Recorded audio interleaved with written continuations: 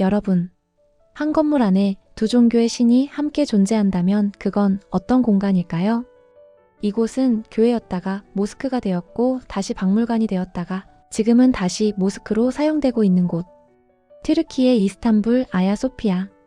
이 건물은 단순한 관광지가 아니라 권력, 신앙, 그리고 인간의 야망이 쌓여 만들어진 공간입니다. 이름의 의미, 성스러운 지혜. 먼저 이름부터 보겠습니다. 아야소피아 혹은 하기야소피아. 그리스어로 성스러운 지혜라는 뜻입니다. 즉 하느님의 이성, 신의 질서를 상징하는 공간이었죠. 이 제국의 법과 권력은 인간의 판단이 아니라 신의 지혜에서 나온다. 즉 이곳은 인간이 아니라 신의 지혜를 위한 집이다 라는 선언이었죠. 탄생. 비잔틴 제국의 자존심. 아야소피아는 서기 537년 비잔틴 제국의 황제 유스티니아누스 1세에 의해 완공됩니다.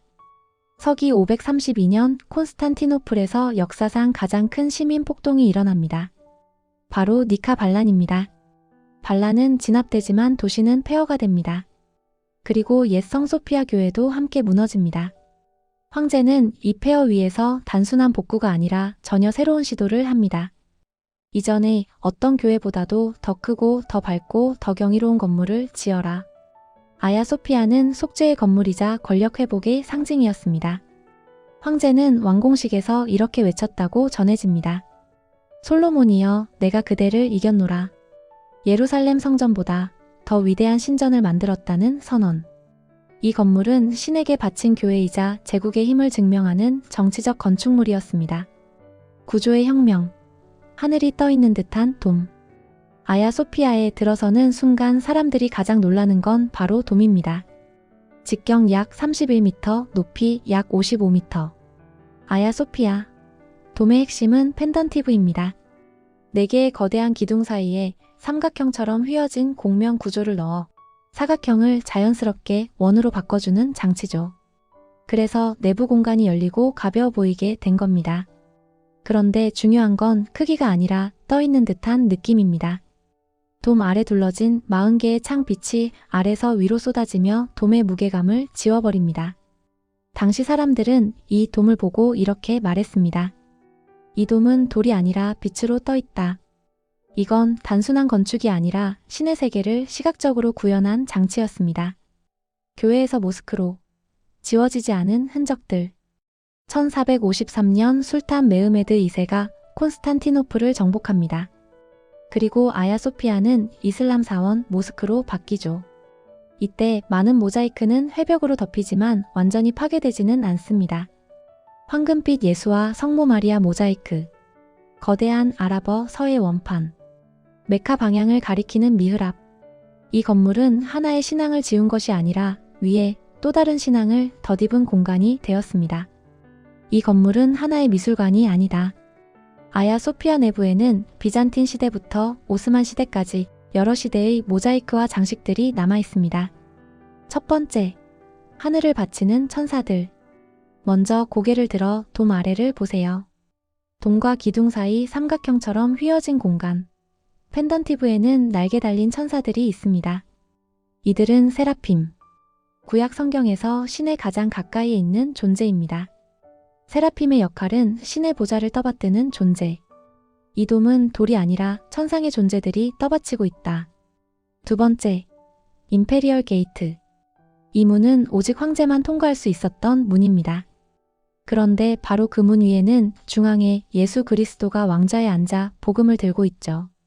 그리고 그 아래 바닥에 엎드린 인물, 바로 비잔틴 황제입니다. 이 장면이 주는 메시지는 황제는 세상의 주인이지만 신 앞에서는 무릎을 꿇어야 한다. 비잔틴 제국에서 황제는 신이 선택한 통치자였지만 신과 동일한 존재는 아니었습니다. 즉, 이 모자이크는 권력의 한계를 시각적으로 보여주는 그림입니다. 세 번째, 성모자 모자이크. 이제 동쪽 제단이 있던 방향을 봅니다. 반돔 위에는 성모 마리아가 아기 예수를 안고 앉아 있습니다. 금빛 배경, 정면을 응시하는 시선. 이 모자이크는 아야소피아에서 가장 오래된 이미지 중 하나입니다. 이 이미지는 기도의 대상이자 이 공간의 중심축이었습니다.